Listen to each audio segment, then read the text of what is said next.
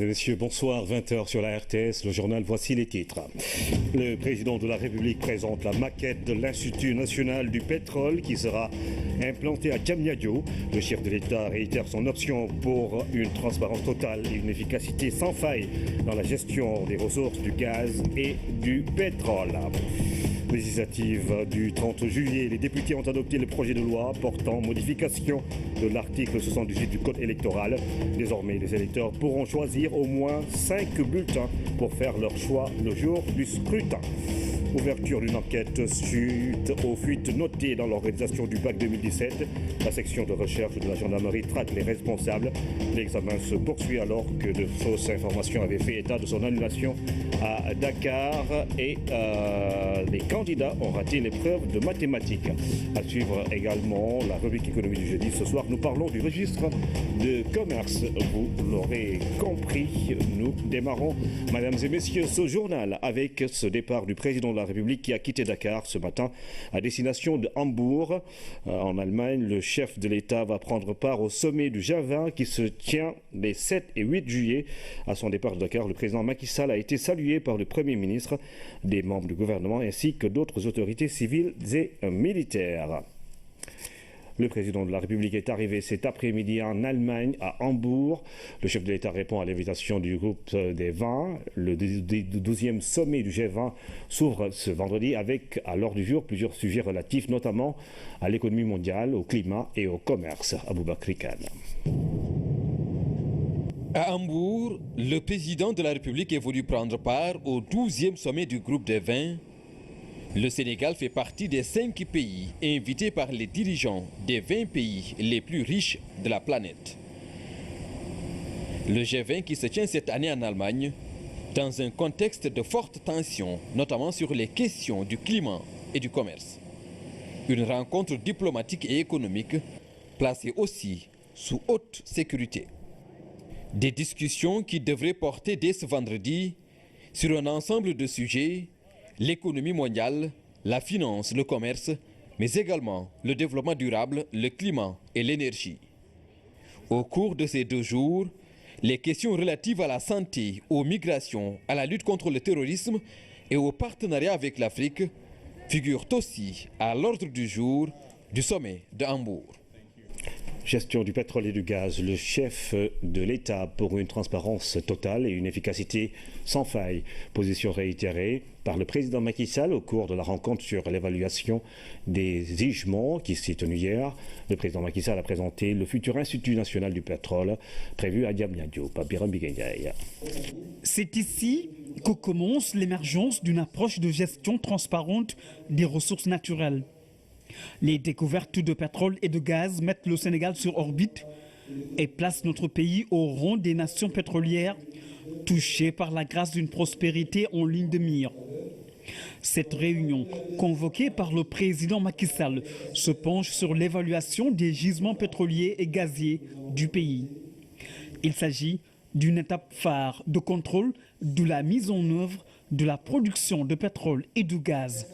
Au cours de ces 3 dernières années, l'État et les compagnies pétrolières ont entrepris, dans le cadre d'un partenariat gagnant-gagnant, des travaux d'évaluation des réserves de pétrole et de gaz des dites découvertes.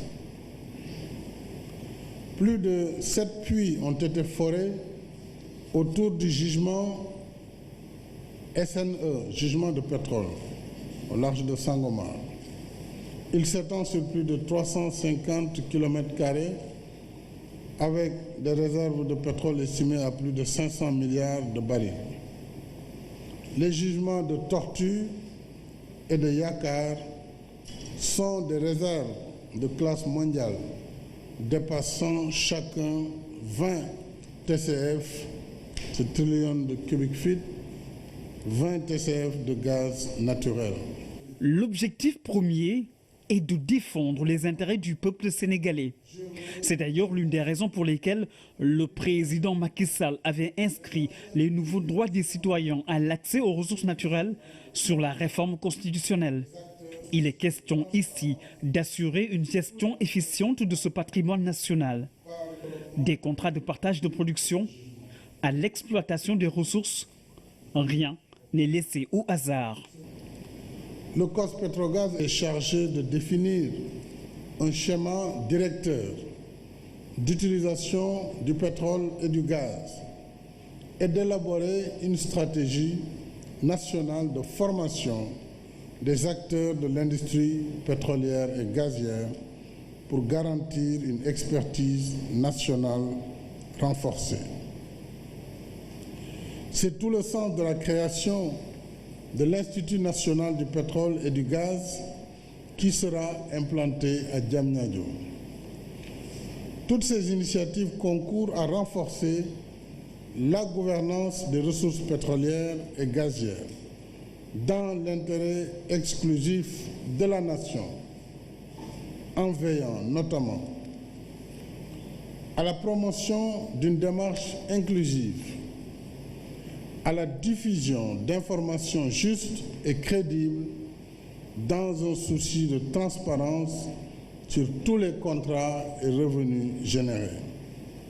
Il s'agit aussi de mettre en place des plateformes de production avant d'attaquer la phase exploitation du pétrole et du gaz.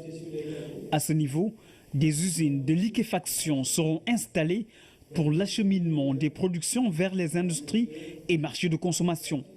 En amont, des gazoducs et pipelines serviront à remonter la production à la surface jusqu'à la terre ferme.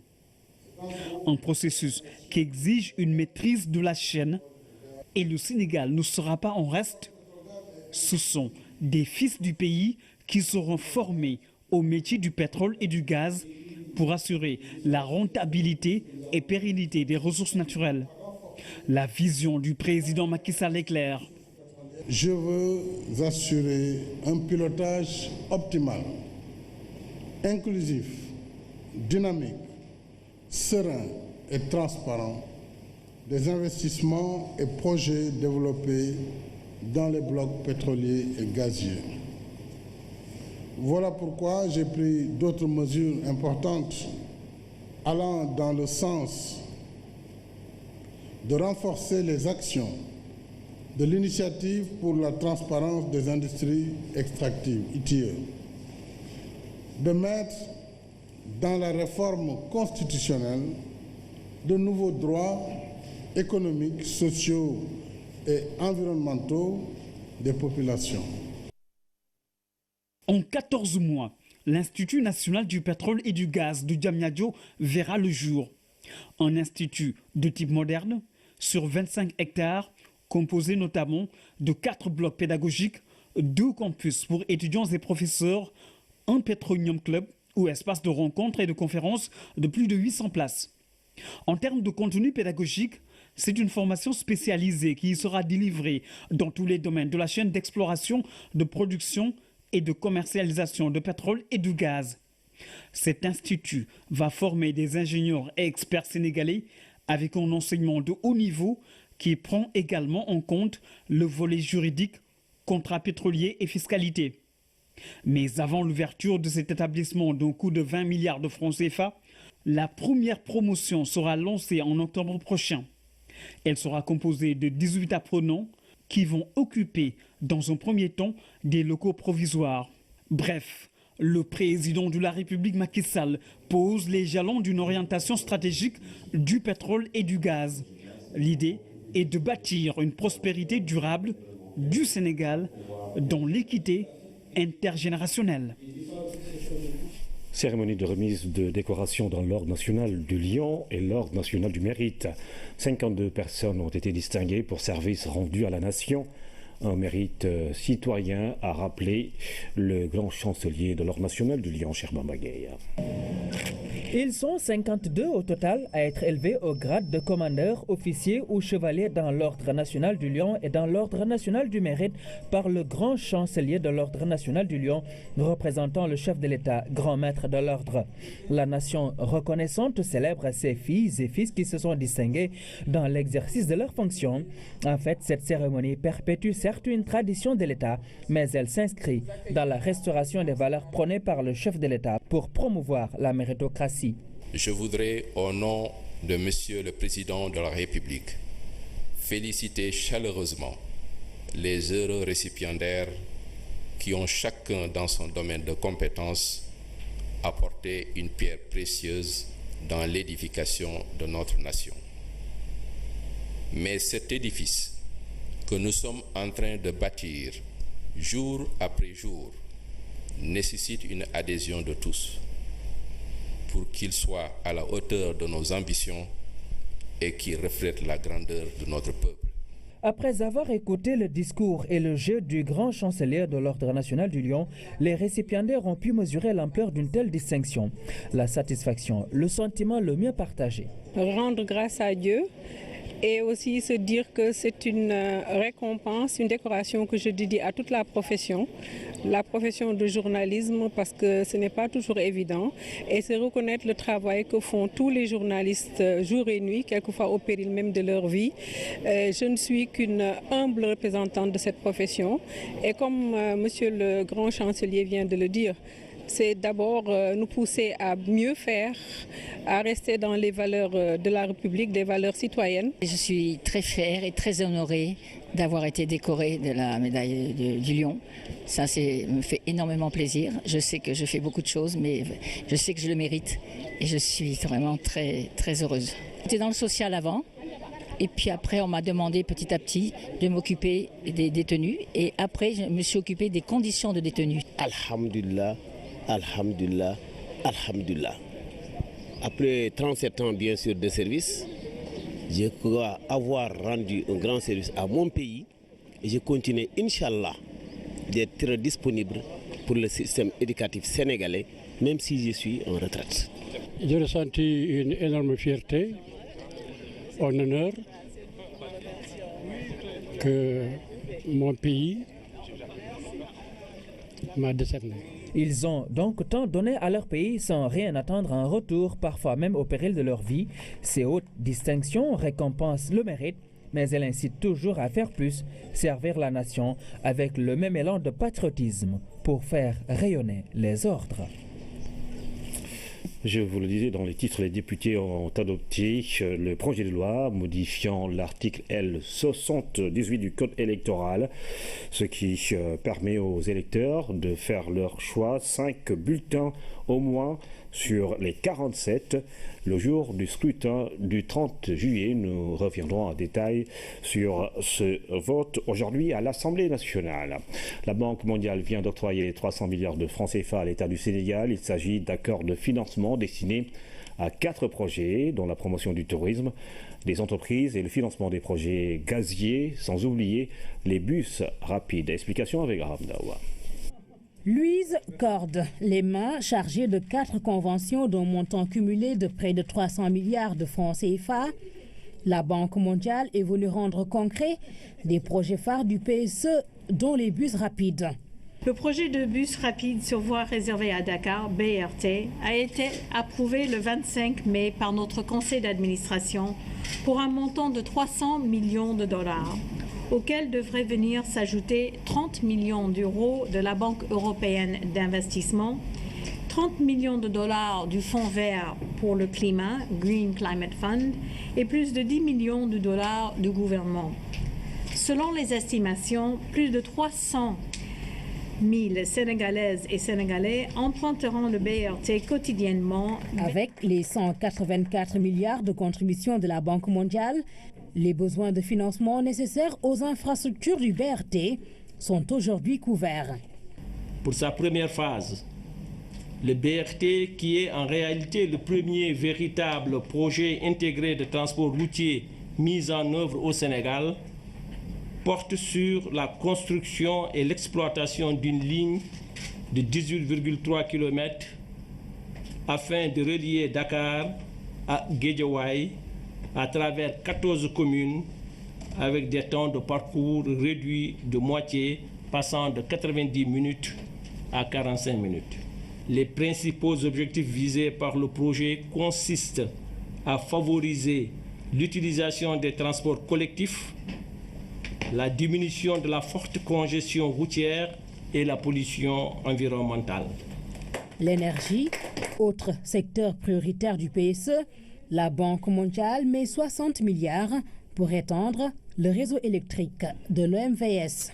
Le projet de renforcement et de l'extension du réseau électrique de l'OMVS, pour lequel la Banque mondiale apporte un financement de 60 milliards de francs CFA, a pour objectif principal de renforcer le commerce d'électricité entre le Mali, la Mauritanie et le Sénégal. C'est important de le noter que les ressources mobilisées auprès de cette institution avec laquelle nous entretenons des relations solides et fructueuses de coopération sont destinées prioritairement aux secteurs vitaux de notre économie, notamment le secteur des infrastructures, de l'énergie et des hydrocarbures, de l'agriculture, de la santé et de l'éducation. Dans un contexte de découverte de pétrole et de gaz, l'État du Sénégal va pouvoir renforcer ses capacités à négocier des accords. Pour cela, la Banque mondiale lui accorde 16 milliards, tout comme elle s'investit dans le développement du tourisme et des entreprises en injectant cette fois 45 milliards de francs CFA. Évacuation sanitaire. La région de Dakar vient de recevoir une dotation de 24 ambulances médicalisées.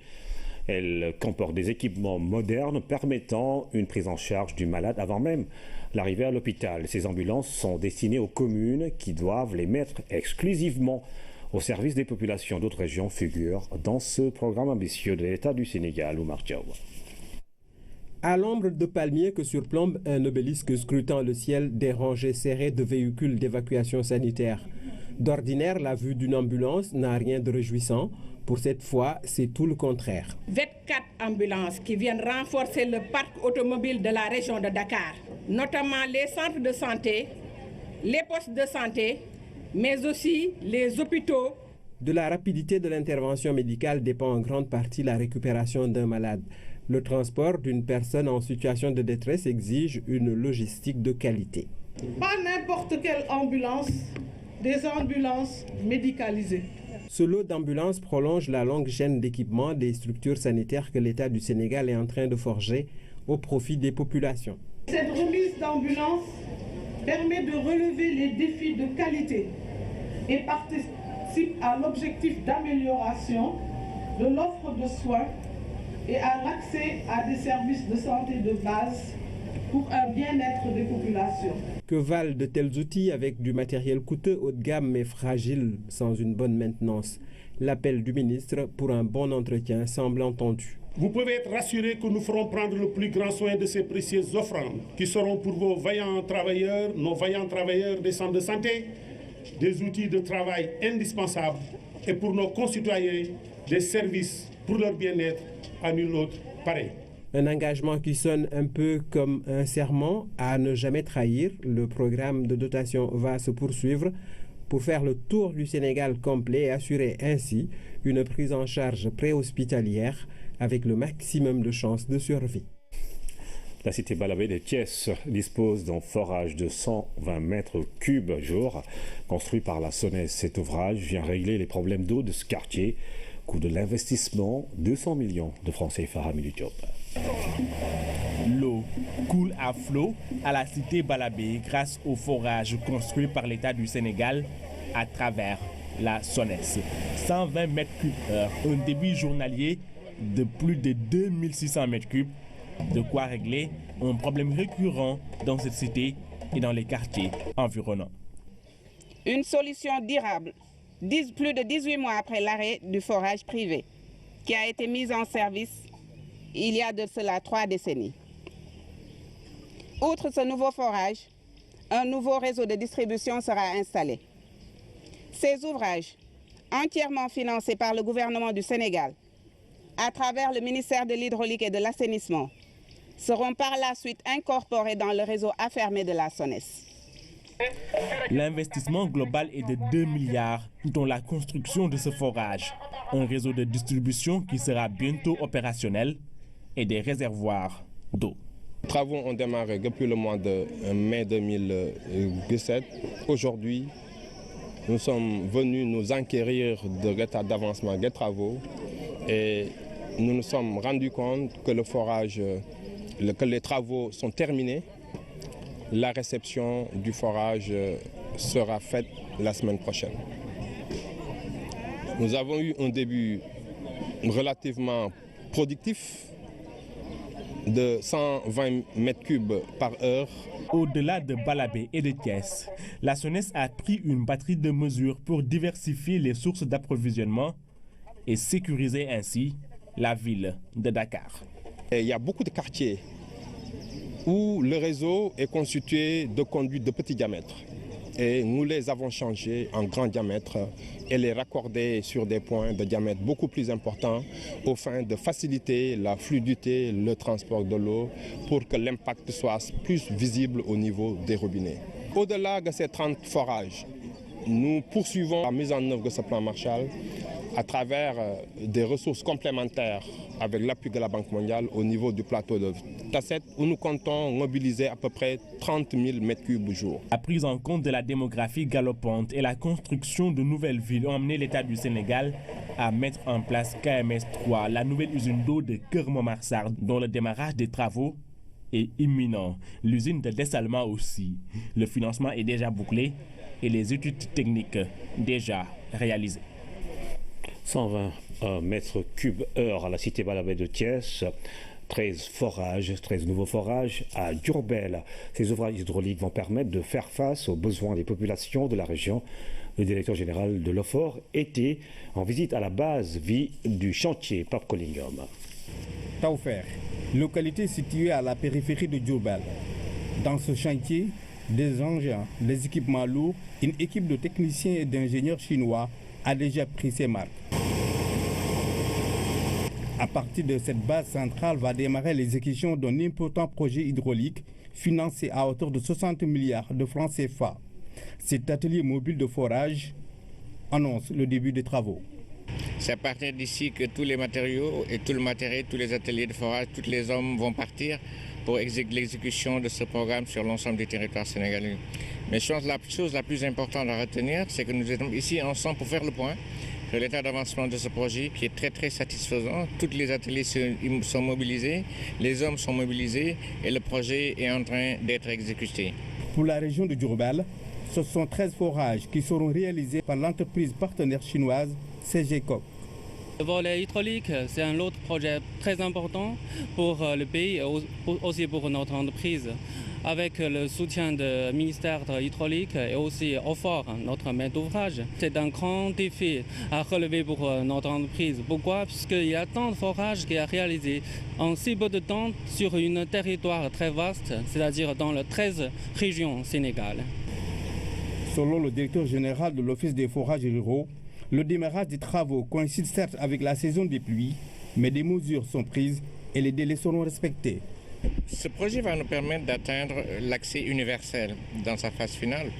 Donc il va théoriquement permettre de régler le problème d'accès à l'eau potable. Et je pense que les fortes demandes des populations vont être satisfaites au terme de ce projet très important. Je dis encore une fois, de 60 milliards de francs CFA que nous devons exécuter sur un délai de 18 mois. Ce programme composé de 251 forages, 181 châteaux d'eau est exécuté par l'Office des forages ruraux en partenariat avec l'entreprise chinoise. Bac 2017, la gendarmerie a ouvert une enquête suite aux fuites notées sur certaines épreuves, Immaculée Conception ou au centre du lycée Blaise Diagne. Des centaines de candidats ont raté l'épreuve de mathématiques après de fausses informations faisant état de l'annulation de l'examen qui se poursuit. Du reste, Ibrahim Ndom. Une fausse information aux conséquences désastreuses. Cette épreuve de mathématiques diffusée dans les réseaux sociaux a fini par faire mal. Voici un centre où aucun candidat n'a fait l'épreuve de mathématiques de ce mercredi.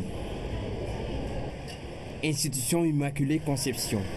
Pour trouver la bonne information, nous avons fait le pied de grue de 12h à 14h sans succès. Le chef de centre, tout comme le président de jury, n'ont pas souhaité se prononcer. Précision, le centre compte plus de 300 candidats. Et pourtant, il n'est pas le seul à se trouver dans cette situation. Au centre Blaise Diagne, la rumeur a fini par avoir raison sur certains candidats. Conséquence, plusieurs d'entre eux n'ont pas composé en mathématiques. Aucunement on n'a prononcé les mathématiques. On devait suspendre, arrêter l'épreuve, le déroulement de l'épreuve de français. Quand j'ai eu l'information, j'ai fait toutes les 16 salles avec mon secrétaire pour les informer. Après l'information, je leur ai demandé de rester avec les surveillants en classe, parce que c'est ça qui est réglementaire, jusqu'à la fin de la durée de l'épreuve qui était prévue. À la suite, je leur ai demandé, même s'ils partaient, de revenir pour la deuxième épreuve, les mathématiques. Malgré ces efforts, plusieurs absences ont été notées. À ma grande surprise, j'ai constaté qu'il y avait des absents. Mais à chaque fois, je me référais aux candidats qui étaient présents. En général, c'était les candidats qui s'entêtaient à sortir. Ils étaient dehors, ils ont eu l'information auprès de leurs camarades. S'ils étaient restés en salle, donc ils allaient avoir l'information. 11, mais aujourd'hui, je les ai autorisés à poursuivre les épreuves. Une indulgence de la présidente du jury 1078 pour donner aux candidats toutes leurs chances. Mais qui se trouve derrière cette fausse information diffusée dans les réseaux sociaux, provoquant ainsi un flou total chez les candidats? À l'office du bac, impossible d'avoir le directeur. À notre passage, la section de recherche de la gendarmerie était déjà sur les lieux. Je rappelle que le bac se poursuit. Et puis cet atelier de validation de la lettre de politique sectorielle de développement initiée par le ministère de la fonction publique, le document met surtout l'accent sur le suivi et évaluation des actions du ministère pour la période 2017-2021. Ibrahim Andong. Comment faire pour mettre en place une administration performante? Une interrogation qui ne manque pas de réponses. Et c'est tout le sens de cet atelier de validation nationale de la lettre de politique sectorielle du ministère de la fonction publique. Pour gagner le pari de la performance, les autorités misent sur 3 axes. Modernisation de la gestion des ressources humaines, parce que notre administration, certes, a une expertise avérée en matière de gestion des ressources humaines. La fonction publique sénégalaise, c'est une fonction publique des plus stables. Le deuxième pilier, c'est d'aller vers la rénovation de l'action publique, la rénovation de l'administration publique, parce qu'il ne faut pas perdre de vue que le département ministériel est structuré autour de ces 2 missions, la fonction publique et le renouveau du service public. Le troisième axe, finalement, c'est donc améliorer la gouvernance du secteur par tous les mécanismes qui nous permettent, avec la gestion axée sur les résultats, d'aller vers plus de performance.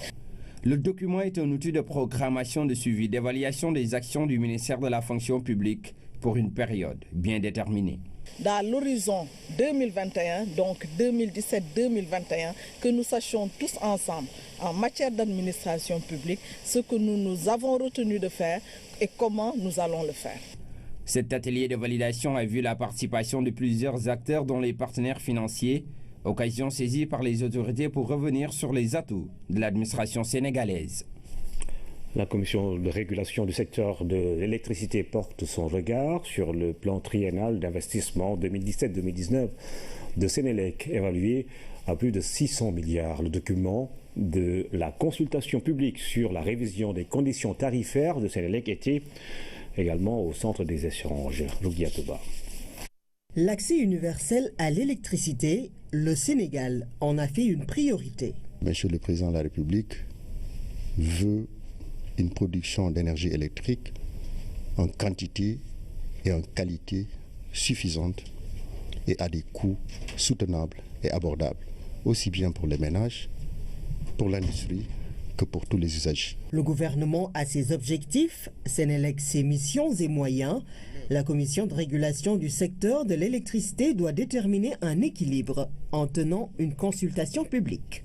Nous allons, à l'issue de ces concertations-là, procéder à un certain nombre d'ajustements, qu'il s'agisse des normes, qu'il s'agisse du programme d'investissement de Sénélec, qu'il s'agisse aussi de beaucoup de facteurs qui entrent en jeu dans la détermination des conditions tarifaires de Sénélec. Et c'est l'occasion pour Sénélec de présenter un plan triennal extrait de son programme d'investissement 2016-2020, un programme de plus de 800 milliards de francs CFA. Pour cette révision des conditions tarifaires, il y a le niveau d'investissement que Sénélec déclare. Il y a aussi les autres facteurs de production, les autres coûts de production, notamment la production de l'électricité elle-même. Ensuite, il y a d'autres investissements divers qui sont intégrés dans ce que nous appelons la base tarifaire, et puis les autres dépenses d'exploitation. Par cette consultation publique, la Commission de régulation du secteur de l'électricité recueille l'avis des parties prenantes afin d'amorcer une révision des conditions tarifaires de Sénélec. C'est la carte d'identité de toute entreprise. Le registre de commerce et du crédit immobilier est la première pièce à fournir avant de démarrer toute activité commerciale. Beaucoup ne savent pas qu'il est du ressort du ministère de la Justice et non de celui du Commerce. Pour faciliter son obtention, des guichets uniques et des centres de formation sont créés à l'APIX, à la Chambre de commerce de Dakar. Il s'y ajoute la version électronique pour se le faire procurer. Rubrique économie signée Abou Moubaye. Les premiers pas du futur entrepreneur vers l'obtention du registre de commerce et du crédit immobilier. Abdoul Aziz Cissé, à l'instar de plusieurs porteurs de projets, ne peut rien entreprendre sans le registre de commerce. Je suis venu à l'APIX parce qu'on m'a été orienté ici pour venir prendre des renseignements pour la mise en place sur un projet, pour la création d'une société pour le transport maritime qui va effectuer la sous-région, en fait, opérer dans la sous-région. Et j'ai des partenaires capverdiens et américains aussi. Donc on est en train de faire ces démarches en fait pour la création de cette entreprise. Et l'identité de cette entreprise n'est rien d'autre que le registre de commerce. Objectif, le traitement de l'information économique. Le registre de commerce et du crédit immobilier est un registre de traitement, de diffusion de l'information économique. L'inscription au registre de commerce et du crédit immobilier est une démarche obligatoire, préalable à l'exercice de toute activité commerciale au Sénégal. Ça, c'est important. Donc, toute personne qui fait une activité commerciale doit s'immatriculer au registre de commerce. Et ça permet le traitement de l'information économique. C'est ça l'intérêt du registre de commerce. D'où l'intérêt pour les autorités sénégalaises, notamment celle du ministère de la Justice, à travers le tribunal, de confier la gestion du registre de commerce au greffier. On se poserait certainement la question de savoir que ferait un greffier à la Chambre de commerce ou à l'APIX. Ou encore, pourquoi le ministère de la Justice et pas le ministère du Commerce ou des Finances pour gérer le registre de commerce? Le registre de commerce est géré principalement par le greffe, ce qui dépend du tribunal de grande instance, et à la tête duquel il y a un administrateur de greffe, et nous avons nos locaux au niveau dans l'enceinte du tribunal de Pékin.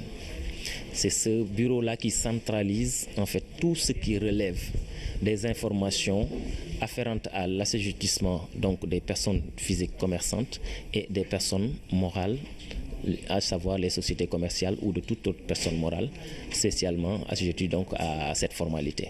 Sur place, ici à l'APIX a trouvé peut-être le cadre, a créé le cadre et a eu le génie qu'il faut, peut-être pour abréger les délais de traitement. Donc les formalités qui sont accomplies ici sont faites par un greffier, ce qui est un agent du ministère de la Justice. Nous, en notre qualité de greffier, nous recevons les immatriculations des personnes physiques commerçantes, les déclarations d'entrepreneurs, mais également des immatriculations des sociétés commerciales, quelle que soit leur forme juridique. L'existence de la plateforme ici à la Chambre de commerce est quand même une belle initiative des autorités et bien inspirée, qui nous a fait gagner quand même des points sur le plan du business, parce qu'à temps réel, en 30 minutes, on peut créer son entreprise. Le temps de boire son café, on dépose son dossier et immédiatement on crée son et on délivre son livre de commerce. Une étape obligatoire dans le processus de création d'entreprise. En tant qu'individu, c'est cette immatriculation au registre de commerce, cette formalité d'immatriculation au registre de commerce qui vous confère toute une personnalité juridique ou bien la pleine capacité, votre pleine capacité commerciale. Donc ça signifie que pour exister légalement, pour avoir une existence légale, il faut forcément procéder à une immatriculation au registre de commerce et du crédit immobilier. Ce document ouvre les portes de l'entrepreneuriat, notamment à tout investisseur qui veut participer à l'économie. Et tout Sénégalais aurait souhaité investir au Sénégal. Et je pense qu'en unité aujourd'hui, les investisseurs sénégalais au Sénégal sont les plus nombreux. Et pour cela, il faut absolument que nous leur facilitions la tâche. Évidemment, il y a un guichet unique qui existe, mais il faudrait aussi qu'il y ait une démultiplication des guichets uniques. Il y en a à l'APIX, Mais nous, ici à la Chambre de commerce, qu'est-ce que nous faisons? Nous avons déjà le registre de commerce que le ministre de la Justice a mis à notre disposition, un greffier qui est sur place. Une fois qu'on leur a créé leur entreprise, on va les suivre. D'une simple formalité administrative, la gestion du registre de commerce est aujourd'hui dans une phase de dématérialisation confiée à Gaïndé 2000, qui met le portail à la disposition de l'APIX, de la Chambre de commerce, ainsi qu'au notaire. Ce logiciel du registre de commerce, comme on l'appelle souvent, est une sorte de base de données centrale qui permet de suivre la vie des entreprises. Donc à la fois leur création, avec la délivrance du RCCM que tout le monde connaît, mais après derrière leur modification, leur accès au crédit avec les sûretés et leur radiation en fin de vie avec les procédures collectives, etc. Donc c'est un véritable système d'information de la vie des entreprises qui est disponible de manière dématérialisée. Donc aujourd'hui, ce système fonctionne de manière centralisée et a été d'abord déployé à Pékin, comme je vous l'ai indiqué, puis au niveau du guichet unique de l'APIX, ensuite au niveau de la Chambre de commerce de Dakar. Les statistiques varient selon la structure. La Chambre de commerce délivre entre 15 et 20 par jour. L'APIX et le portail électronique Gaïndé 2000, une cinquantaine chacun.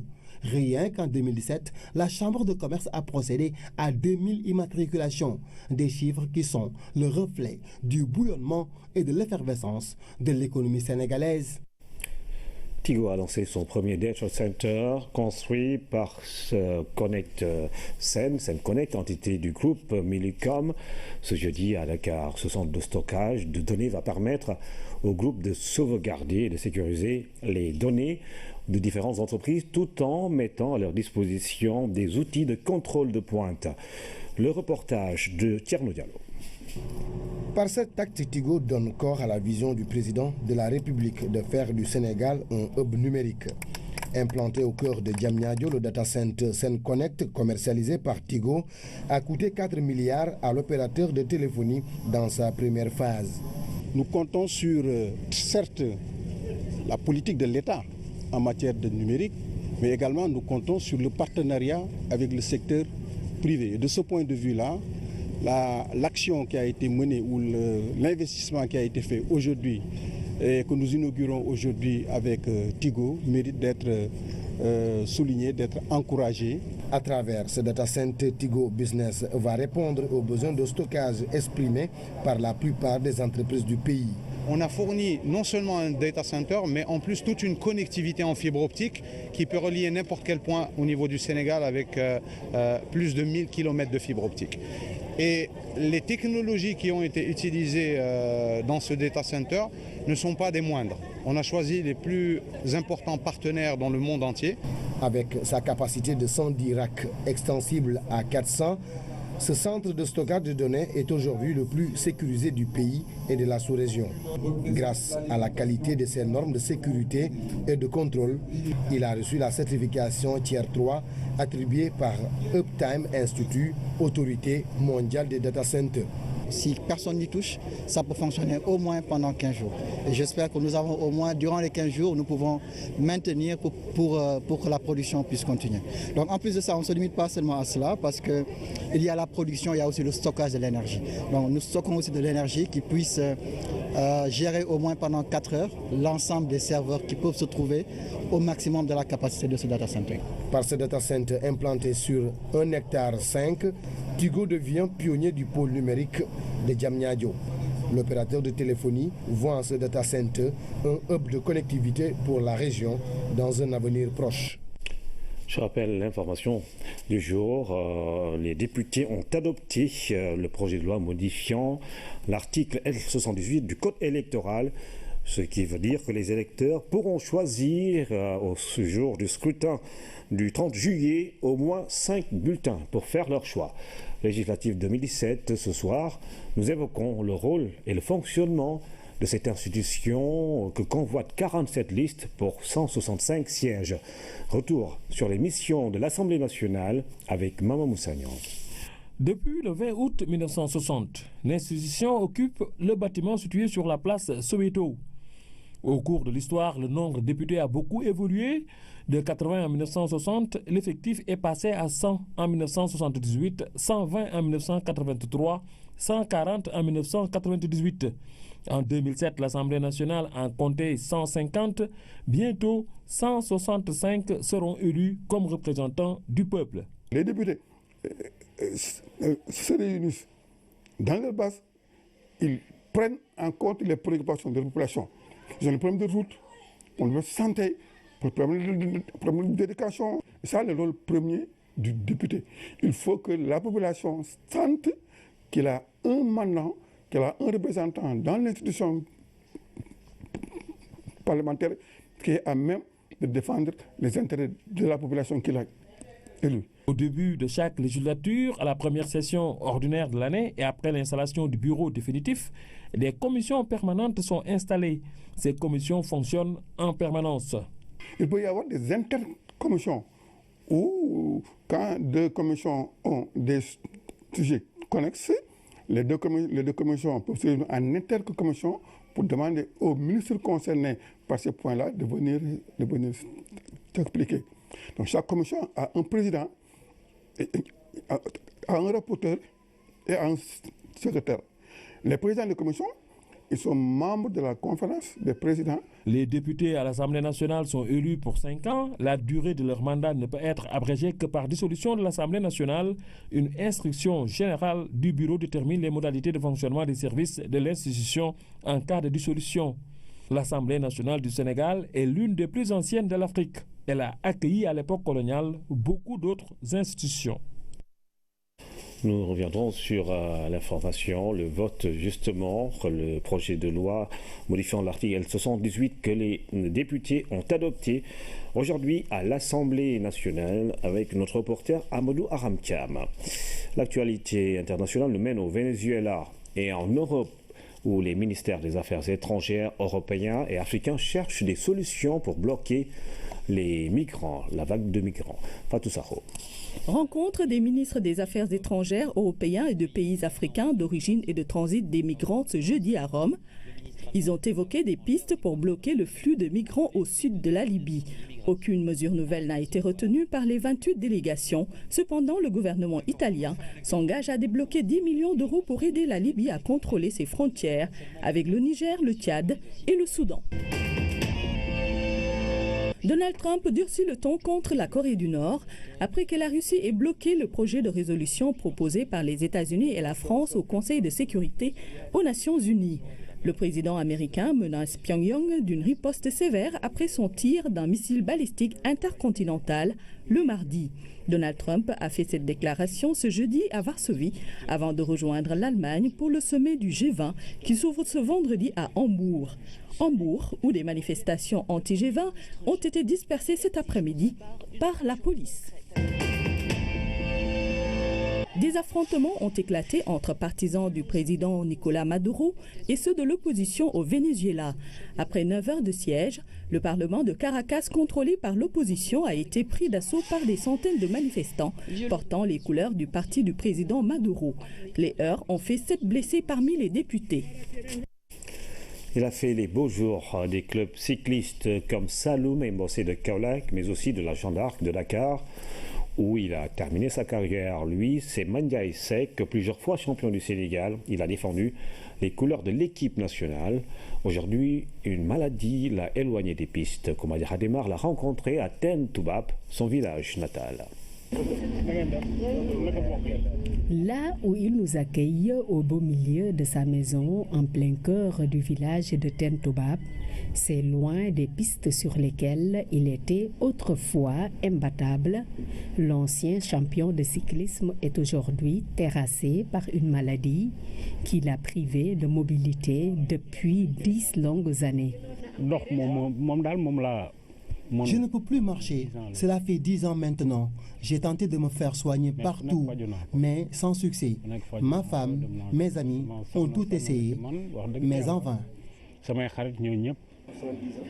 Ancien athlète de l'équipe nationale de cyclisme, Mandiaye Seck est triple champion du Sénégal.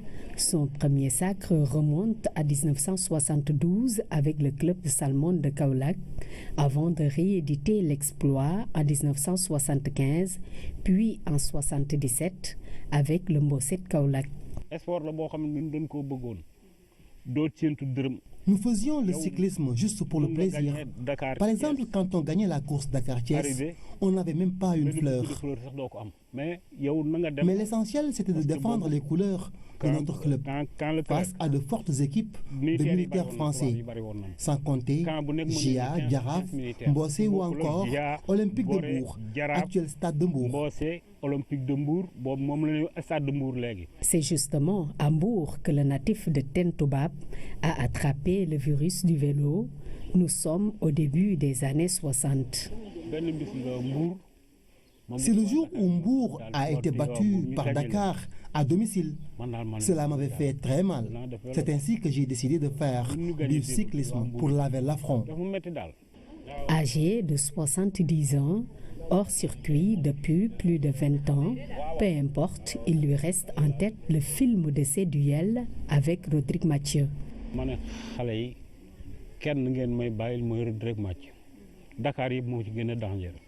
J'ai demandé à mes coéquipiers de me laisser avec Rodrigue Mathieu, le cycliste de Dakar, que tout le monde craignait. Quand on a atteint le dernier tour de la course, Rodrigue Mathieu et moi étions au coude à coude. Juste à côté de moi, il y avait Baïsis. Au dernier virage, en face de la gouvernance, je lui ai demandé d'ouvrir sur le côté gauche pour me laisser la voie libre. C'est ainsi que j'ai battu Mathieu et mes concurrents blancs.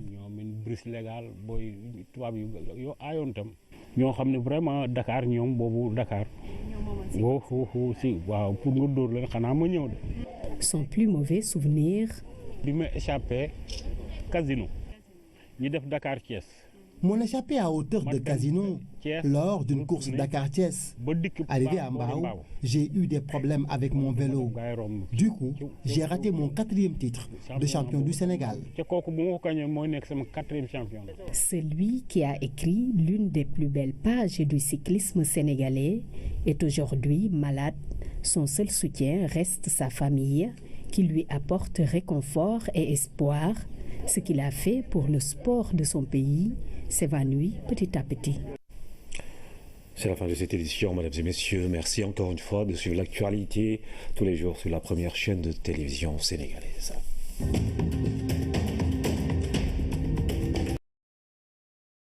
Et fiscalité. Mais avant l'ouverture de cet établissement d'un coût de 20 milliards de francs CFA, la première promotion sera lancée en octobre prochain. Elle sera composée de 18 apprenants qui vont occuper dans un premier temps des locaux provisoires. Bref, le président de la République Macky Sall pose les jalons d'une orientation stratégique du pétrole et du gaz. L'idée est de bâtir une prospérité durable du Sénégal dans l'équité intergénérationnelle.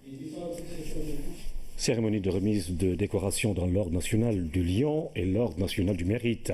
52 personnes ont été distinguées pour services rendus à la nation. Un mérite citoyen, a rappelé le grand chancelier de l'Ordre national du Lion, Cher Bambagay. Ils sont 52 au total à être élevés au grade de commandeur, officier ou chevalier dans l'Ordre national du Lion et dans l'Ordre national du Mérite par le grand chancelier de l'Ordre national du Lion, représentant le chef de l'État, grand maître de l'Ordre. La nation reconnaissante célèbre ses filles et fils qui se sont distingués dans l'exercice de leurs fonctions.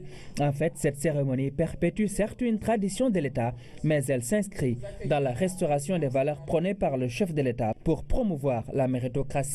Je voudrais, au nom de Monsieur le Président de la République, féliciter chaleureusement les heureux récipiendaires qui ont chacun dans son domaine de compétences apporté une pierre précieuse dans l'édification de notre nation. Mais cet édifice que nous sommes en train de bâtir jour après jour nécessite une adhésion de tous pour qu'il soit à la hauteur de nos ambitions et qu'il reflète la grandeur de notre peuple. Après avoir écouté le discours et le jeu du grand chancelier de l'Ordre national du Lion, les récipiendaires ont pu mesurer l'ampleur d'une telle distinction. La satisfaction, le sentiment le mieux partagé. Rendre grâce à Dieu et aussi se dire que c'est une récompense, une décoration que je dédie à toute la profession de journalisme, parce que ce n'est pas toujours évident, et c'est reconnaître le travail que font tous les journalistes jour et nuit, quelquefois au péril même de leur vie. Je ne suis qu'une humble représentante de cette profession, et comme monsieur le grand chancelier vient de le dire, c'est d'abord nous pousser à mieux faire, à rester dans les valeurs de la République, des valeurs citoyennes. Je suis très fière et très honorée d'avoir été décorée de la médaille du Lion. Ça me fait énormément plaisir. Je sais que je fais beaucoup de choses, mais je sais que je le mérite et je suis vraiment très, très heureuse. J'étais dans le social avant. Et puis après, on m'a demandé petit à petit de m'occuper des détenus. Et après, je me suis occupée des conditions de détenus. Alhamdulillah, alhamdulillah, alhamdulillah. Après 37 ans, bien sûr, de service, je crois avoir rendu un grand service à mon pays. Et je continue, Inch'Allah, d'être disponible pour le système éducatif sénégalais, même si je suis en retraite. J'ai ressenti une énorme fierté, un honneur que mon pays m'a décerné. Ils ont donc tant donné à leur pays sans rien attendre en retour, parfois même au péril de leur vie. Ces hautes distinctions récompensent le mérite, mais elles incitent toujours à faire plus, servir la nation avec le même élan de patriotisme pour faire rayonner les ordres. Je vous le disais dans les titres, les députés ont adopté le projet de loi modifiant l'article L78 du Code électoral, ce qui permet aux électeurs de faire leur choix, 5 bulletins au moins sur les 47 le jour du scrutin du 30 juillet. Nous reviendrons en détail sur ce vote aujourd'hui à l'Assemblée nationale. La Banque mondiale vient d'octroyer 300 milliards de francs CFA à l'État du Sénégal. Il s'agit d'accords de financement destinés à 4 projets, dont la promotion du 50 km² avec des réserves de pétrole estimées à plus de 500 milliards de barils. Les jugements de tortue et de Yakar sont des réserves de classe mondiale dépassant chacun 20 TCF, c'est trillions de cubic feet, 20 TCF de gaz naturel. L'objectif premier est de défendre les intérêts du peuple sénégalais. C'est d'ailleurs l'une des raisons pour lesquelles le président Macky Sall avait inscrit les nouveaux droits des citoyens à l'accès aux ressources naturelles sur la réforme constitutionnelle. Il est question ici d'assurer une gestion efficiente de ce patrimoine national. Des contrats de partage de production à l'exploitation des ressources, rien n'est laissé au hasard. Le COS-Petrogaz est chargé de définir un schéma directeur d'utilisation du pétrole et du gaz et d'élaborer une stratégie nationale de formation des acteurs de l'industrie pétrolière et gazière pour garantir une expertise nationale renforcée. C'est tout le sens de la création de l'Institut national du pétrole et du gaz qui sera implanté à Diamniadio. Toutes ces initiatives concourent à renforcer la gouvernance des ressources pétrolières et gazières dans l'intérêt exclusif de la nation, en veillant notamment à la promotion d'une démarche inclusive, à la diffusion d'informations justes et crédibles dans un souci de transparence sur tous les contrats et revenus générés. Il s'agit aussi de mettre en place des plateformes de production avant d'attaquer la phase exploitation du pétrole et du gaz. À ce niveau, des usines de liquéfaction seront installées pour l'acheminement des productions vers les industries et marchés de consommation. En amont, des gazoducs et pipelines serviront à remonter la production à la surface jusqu'à la terre ferme. Un processus qui exige une maîtrise de la chaîne et le Sénégal ne sera pas en reste.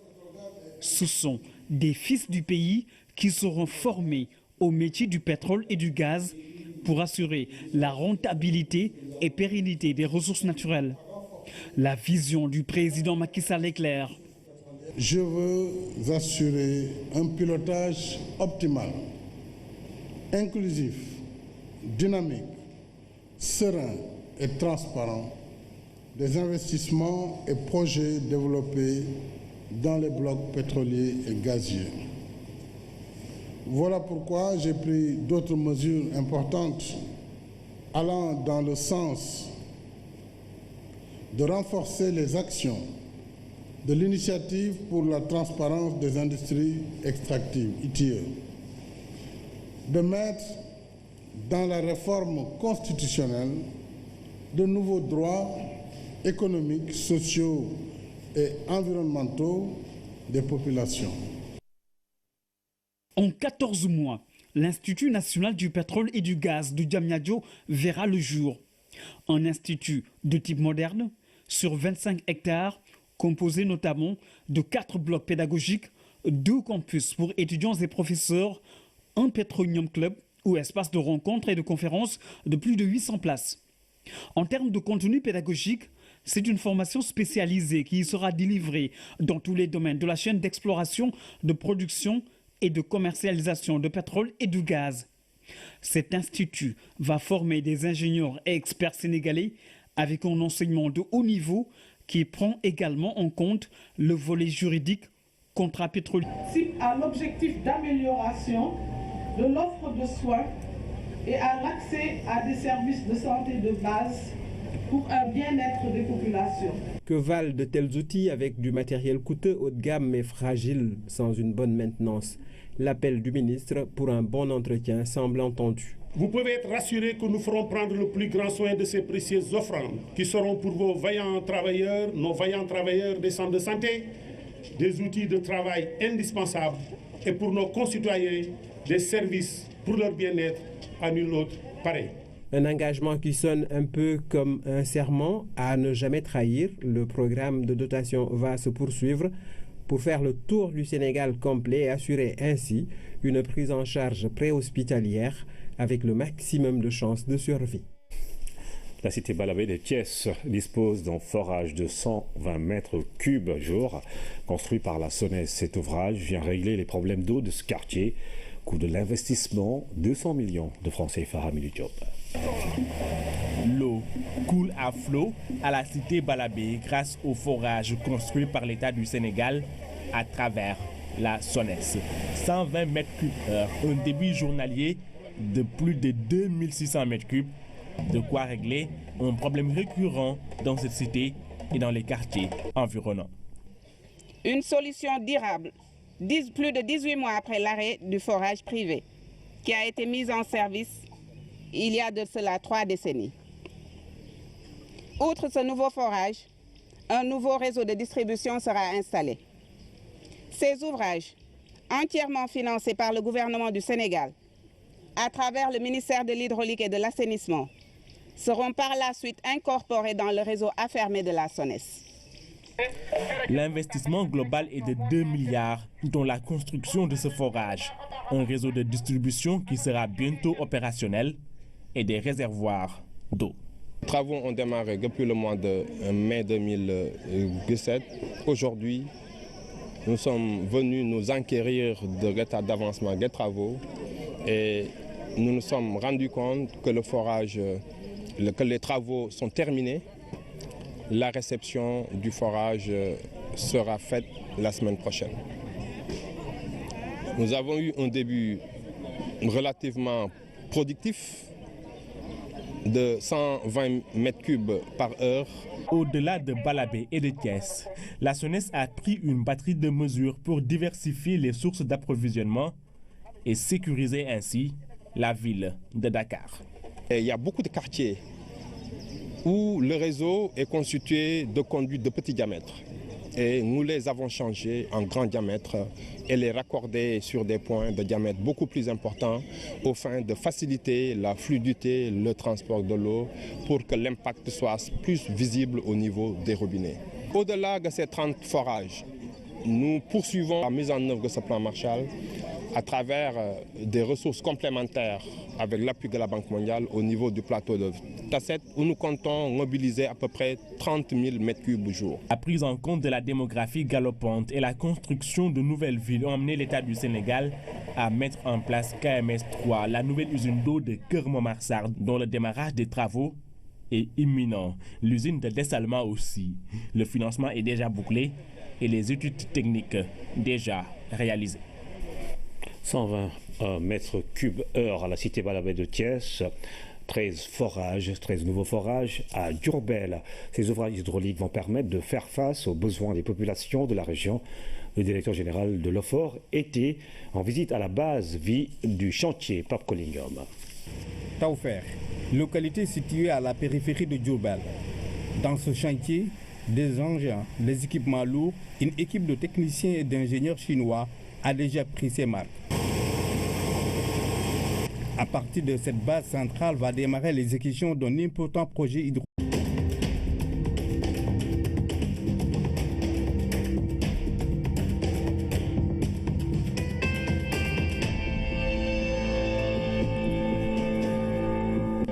Mesdames et messieurs, bonsoir, 20h sur la RTS, le journal, voici les titres.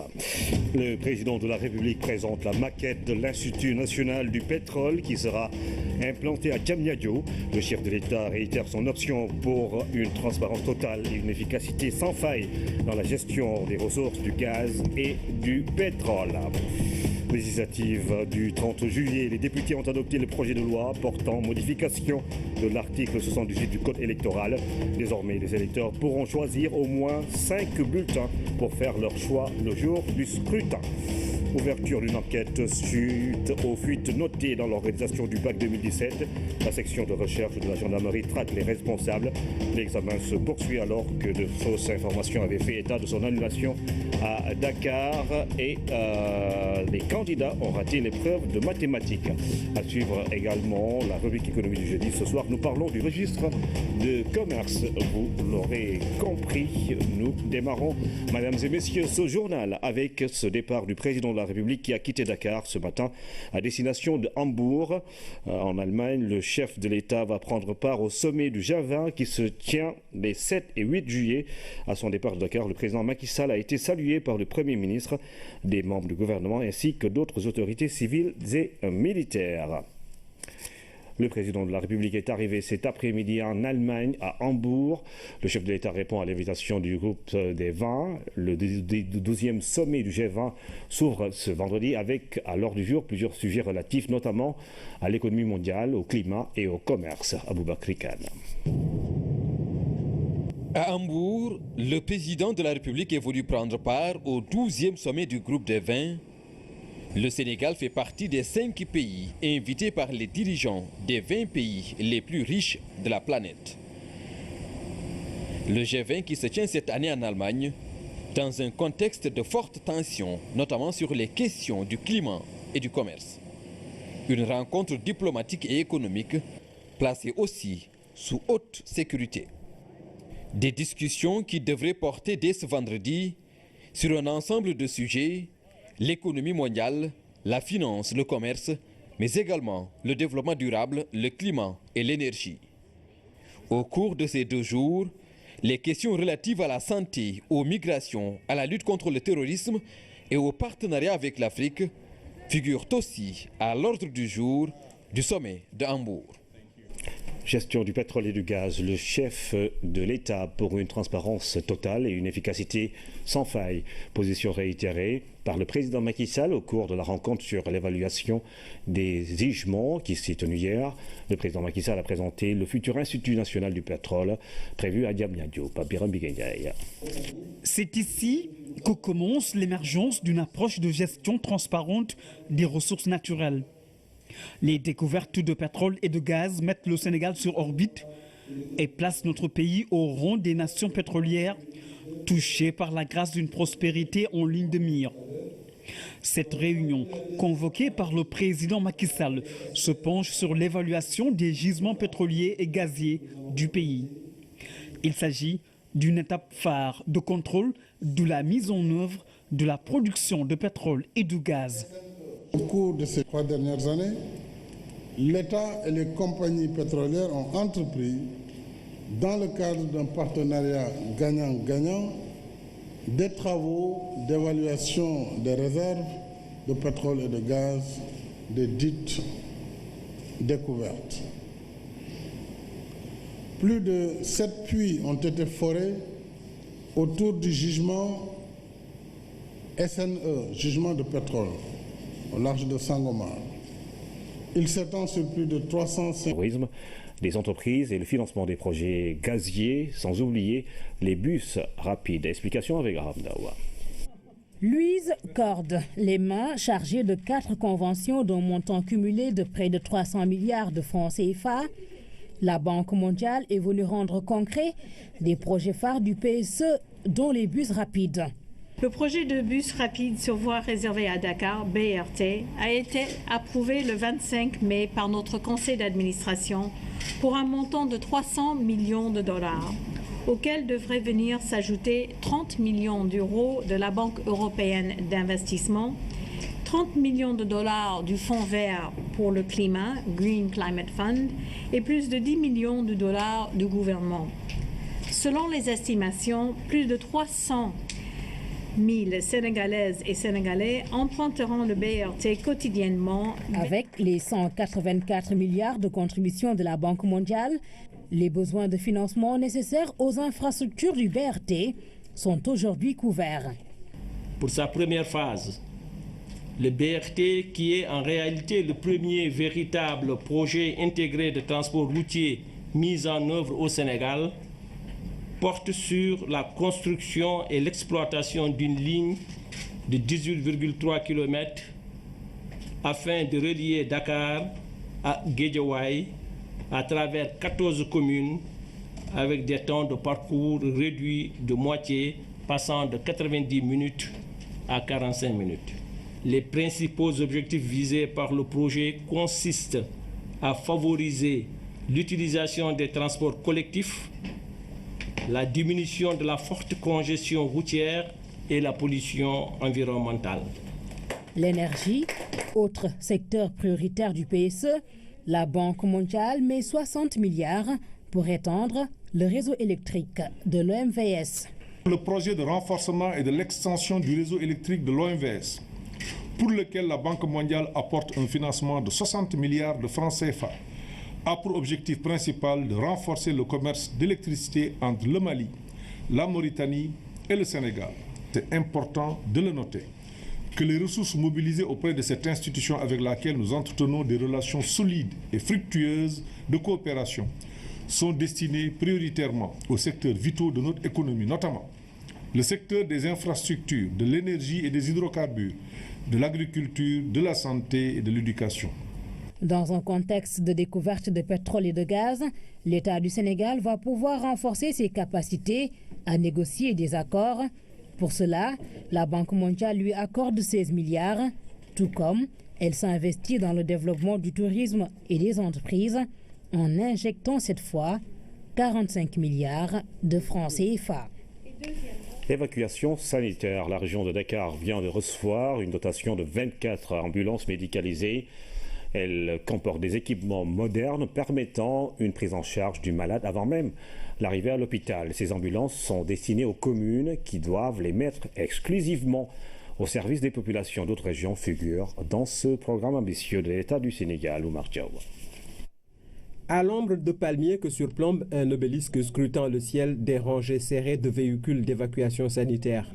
D'ordinaire, la vue d'une ambulance n'a rien de réjouissant. Pour cette fois, c'est tout le contraire. 24 ambulances qui viennent renforcer le parc automobile de la région de Dakar, notamment les centres de santé, les postes de santé, mais aussi les hôpitaux. De la rapidité de l'intervention médicale dépend en grande partie la récupération d'un malade. Le transport d'une personne en situation de détresse exige une logistique de qualité.